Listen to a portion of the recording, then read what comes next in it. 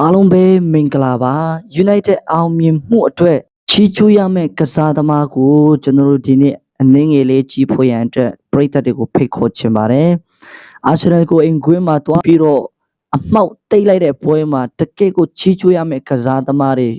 မြောက်များစွာရှိပါတယ်ဒီထဲမှာကျွန်တော်ရွေးချယ်ထားတဲ့ကစားသမားလေးကိုအနည်းငယ်လေးမျှဝေချင်တာဖြစ်ပါတယ်နံပါတ်1ကတော့ဒူကူပဲဖြစ်ပါတယ်ဒူကူဟာပုံမှန်ပွဲထွက်တဲ့အခါမှာအာမိုရင်လက်အောက်မှာ left center back အနေနဲ့ left back အနေနဲ့ကျွန်တော်တို့မြင်တွေ့ရတာဖြစ်ပါတယ်ဒါပေမဲ့နီးပြချီကားတဲ့လက်အောက်မှာ wing ကိုစော့ပြီးတော့တိုက်စစ်ပိုင်းမှာသွားတဲ့အခါမှာတကယ်ကိုနှစ်ပွဲစစ်တိုက်ကိုသွင်းတာကိုကျွန်တော်တို့မြင်တွေ့တာဖြစ်ပါတယ်အထူးသဖြင့်တော့ဒီနေရာမှာချီးကျူးရမယ့်အရာကသူသွင်းလိုက်တဲ့ဂိုးတွေကတကယ်ကို quality ကောင်းတဲ့ဂိုးတွေဖြစ်ပါတယ်ipe နဲ့တွင်းသွားတဲ့ဂိုးတွေမဟုတ်ပါဘူးတကယ်ကိုကောင်းတဲ့ချိတ်ဆက်မှုတွေတကယ်ကိုကောင်းတဲ့ speed တွေနဲ့ပြေးပြီးတော့တွင်းတဲ့အရာကိုကျွန်တော်မြင်တွေ့ရတာဖြစ်ပါတယ်ဒါကြောင့်ဒူကူကတကယ်ပြောင်းလဲလာတဲ့ကစားသမားပါလို့ကျွန်တော်တို့မှတ်ချက်ပြုလို့ရတဲ့အရာဖြစ်ပါတယ်နောက်တစ်ယောက်ကတော့ခန်းစစ်မှုကြီးမကွဲရဖြစ်ပါတယ်ပွဲမကစားတာလည်းတော်တော်ကြာလာပြီအသက်အရွယ်လည်းရလာပြီဘယ်လိုချင်းစွဲအန်ဒေရှိမလဲဆိုတာကျွန်တော်မသိရပေမဲ့ဒီ Man City နဲ့Arsenal ပွဲစဉ်မှာတကယ့်ကိုကောင်းမွန်တဲ့ရလက်လက်ကျွန်တော်ရခဲ့တယ်လို့ပဲတကယ့်ကိုကောင်းမွန်တဲ့ခေါင်းထိပ်မှုတွေဖြတ်ထုတ်မှုတွေတကယ့်ကိုခံစစ်ကိုတည်တည်ငြိမ်ငြိမ်ဥဆောင်ပေးတာကိုကျွန်တော်မြင်တွေ့ရတာဖြစ်ပါတယ်ချစ်ပရိုက်တဲ့တွေဘလို့ထင်တယ်လဲတော့ကျွန်တော်မသိပါဘူးကျွန်တော်မကွဲရတော့တကယ်ချိုင်းတဲ့သူတယောက်ဖြစ်တယ်လို့ကျွန်တော်မှတ်ချက်ပြုချင်တာဖြစ်ပါတယ်တတိယမြောက်လူကတော့ဘယ်သူလဲဆိုရင်ကိုသမားလေးဖြစ်ပါတယ်အတလေးငယ်တယ်ဒီလိုပွဲကြီးပွဲကောင်းမှာလက်စွမ်းပြဖို့ရန်အတွက်ခြေစွမ်းပြဖို့ရန်အတွက်အမတမခက်ခဲပါတယ် PR အောက်မှာအထူးသဖြင့်တော့အဝေးကွင်းမှာကစားရတဲ့ Manchester United အတွက်တော့တကယ်ကို PR များတာဖြစ်ပါတယ်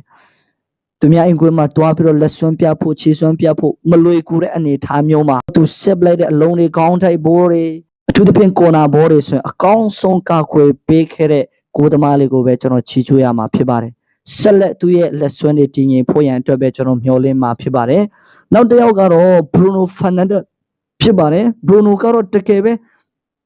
ပြောစရာမလိုလောက်အောင်ကို Captain Peter စွာဖြင့်ဒီပွဲမှာလည်းသူအကောင်းဆုံးအစ်စ်လှလှပပနဲ့သူပြုလုပ်ပေးခဲ့တဲ့အရာကိုကျွန်တော်မြင်တွေ့ရတာဖြစ်ပါတယ် Bruno လိုကစားသမားကတော့ဘယ်နေရာမှရှာလို့တွေ့နိုင်တော့မှာမဟုတ်သလိုဘယ်အသင်းကမှငင်းလို့မရတဲ့တကယ်ကိုအမြဲတမ်းကြိုဆိုလက်ရှိမယ်လို့မျှော်လင့်ရတဲ့ကစားသမားတစ်ယောက်ဖြစ်ပါတယ်သူရဲ့ work rate တွေသူရဲ့အမျှော်မြင်တွေသူရဲ့ပံ့ပိုးမှုတွေသူရဲ့အစစ်တွေတကယ်ကို quality ကောင်းတဲ့ကစားသမားဖြစ်ပါတယ်တကယ်ကိုချီးကျူးချင်ပါတယ်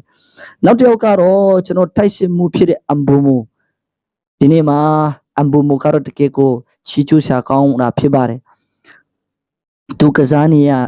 ဖြစ်တဲ့နေရာမှာမကစားဘဲနဲ့တိုက်စစ်မှာကစားတဲ့အခါမှာတစ်ဖက်အသင်းခံစစ်မှုတွေဘလို့ဒုက္ခရောက်တယ်လဲဘလို့ PR တွေပေးတယ်လဲသူရဲ့ပြေးနှုံးတွေသူရဲ့အမျှော်မြင်တွေတကယ်ကိုချီးကျူးရမှာဖြစ်ပါတယ်ဒီသူတို့ရဲ့အမျှော်မြင်တွေသူတို့ရဲ့လုပ်ရက်တွေအကြောင်း Manchester United နှစ်ပွဲဆက်အောင်ပွဲကိုကျွန်တော်တို့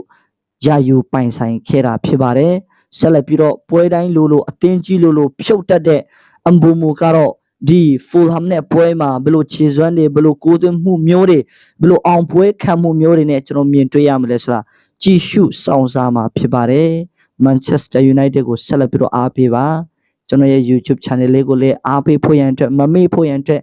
like and subscribe လုပ်ပေးဖို့ရန်အတွက်အနူးညံ့တောင်းခံချင်တာဖြစ်ပါတယ် bye bye